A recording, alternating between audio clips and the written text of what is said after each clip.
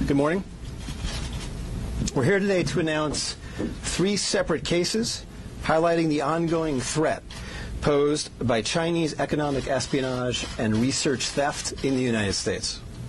First, the arrest today of a Harvard University professor for lying about his participation in a Chinese foreign recruitment program. Second, this morning we have unsealed a separate indictment of a Chinese national working as a scientific researcher at Boston University who failed to mention on her visa application that she is also a lieutenant with the People's Liberation Army. Finally, this office has indicted another Chinese national for trying to smuggle vials of biological material out of the United States to China and lying about it to federal investigators. That defendant, whose entry to the United States had been sponsored by Harvard University, was a cancer researcher at a lab at the Beth Israel Deaconess Medical Center.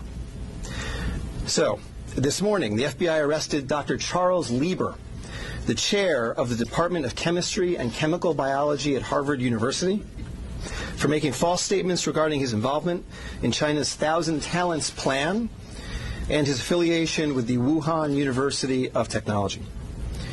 The complaint alleges that Dr. Lieber signed a contract with the Chinese university in Wuhan and was paid up to $50,000 per month, plus up to $158,000 in living expenses, and awarded more than $1.5 million to set up a research lab at the Chinese school and work there on researching nanotechnology. Lieber also joined China's Thousand Talents Plan, according to the complaint, a Chinese government-run program designed to entice scientists and researchers in the United States to share their research expertise with China. At the same time, Dr. Lieber was receiving U.S. grant funds from the Department of Defense and the National Institutes of Health. National Institutes of Health spends up to $39 million a year funding medical research in the United States. Those programs required Dr. Lieber to disclose if he was working with, including receiving funding from, any foreign power. When questioned, Lieber hid his involvement with the Chinese entities, including specifically disavowing any connection to China's Thousand Talents Plan. Meanwhile, based on the complaint, it appears that China paid Lieber hundreds of thousands of dollars over the years for his involvement with the Chinese entities and for his work on research for Chinese gain. Also today, a federal grand jury indicted Yenqing Ye, a Chinese national, with lying on her J-1 visa application, making false statements to Customs and Border Protection, conspiracy, and being an unregistered agent of the People's Republic of China. According to court documents, Ye is a lieutenant in the People's Liberation Army, but she concealed her military connections while employed as a researcher at Boston University's Department of Physics, Chemistry, and Biomedical Engineering Center for Polymer Studies.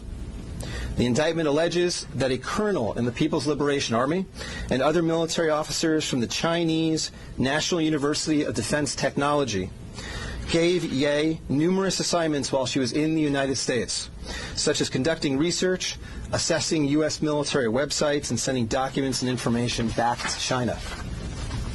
In April 2019, Ye was questioned by customs officers at Logan Airport on her way to China. According to the indictment, she lied about her involvement with Chinese military projects. A border search of her electronic devices showed that Ye had compiled information for the People's Liberation Army about 2 U.S. residents with expertise in robotics and computer science. Lastly, last week this office indicted Zheng Xiaozhong, a Chinese national sponsored by Harvard University who was doing cancer research at the Beth Israel Deaconess Medical Center.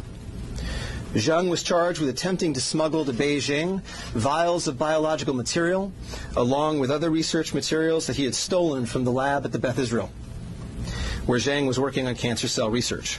Before he boarded his flight, customs officers discovered 21 vials of biological material in a sock in his baggage. When confronted by the officers, Zheng initially lied and said he was not traveling with any biological or research materials. Chemistry, nanotechnology, polymer studies, robotics, computer science, biomedical research. This is not an accident or a coincidence. This is a small sample of China's ongoing campaign to siphon off American technology and know-how for Chinese gain. Recently, Attorney General Barr referred to China as this country's primary rival. Similarly, FBI Director Chris Wray recently told Congress that right now there is no country that poses a greater counterintelligence threat to the United States than China. Through the use of not only traditional intelligence officers, but academics, researchers, its own private citizens, China is engaged in a massive, long-term campaign to steal U.S. research and technology for its own uses. As demonstrated by these cases, on the academic side, the Chinese government uses partnerships and exchanges with U.S. schools and research institutions to access cutting-edge research and equipment. Obviously, most visiting Chinese academics and researchers are here to work in good faith in U.S. institutions, but some of them are not. Some number have been incentivized by the Chinese government, either through the use of money or other means, to gather U.S. research and smuggle it back to China. Because of the sheer scope of this threat, a year ago, the Attorney General created the China Initiative at the U.S. Department of Justice, designed to prioritize and aggressively prosecute Chinese economic espionage and theft of intellectual property. The cases we are announcing today are part of that effort. Boston is an especially attractive target for this kind of exploitation, and universities and research institutions and tech companies in this area must become sensitized to this threat.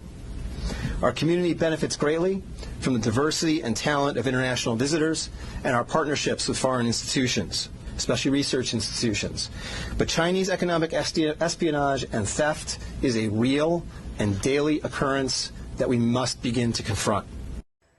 As the world struggles to contain the new virus, a new speculation from the Chinese scientists who believe it may have originated at a research facility not far from the Wuhan fish market. While they say more research needs to be done to find solid proof, such labs are known to contain disease-ridden animals, including hundreds of bats. Our Kim Hyo-sun with the details. Amid the continued spread of the COVID-19 virus, there's rising speculation the virus could have originated from a government laboratory in Wuhan, rather than the widely held belief that it emerged from the city's Huanan seafood markets.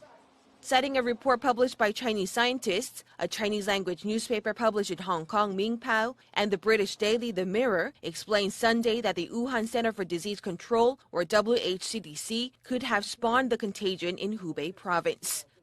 According to the report penned by Bo Tao Xiao and Lei Xiao of the South China University of Technology, the research lab, which is only 280 meters away from the Huanan seafood market, kept disease-ridden animals, including more than 600 bats. It stated that while it's plausible the virus was leaked from the lab and contaminated initial patients in this epidemic, more solid evidence is required through future study. The report also raised a possibility that the Wuhan Institute of Virology could have leaked the virus while it was carrying out tests involving Chinese horseshoe bats. Against such a backdrop, an article published by the Washington Times late last month is garnering attention as it raised a possibility that the disastrous outbreak could be the accidental result of biological weapons research. This comes as a renowned law professor at Tsinghua University in Beijing, Xu Jianren, is known to be missing after publicly condemning Chinese President Xi Jinping for failing to contain the spread of the virus at an early stage. He even added the condemnation could be the last message of his life. Kim Hyo-sun, Arirang News.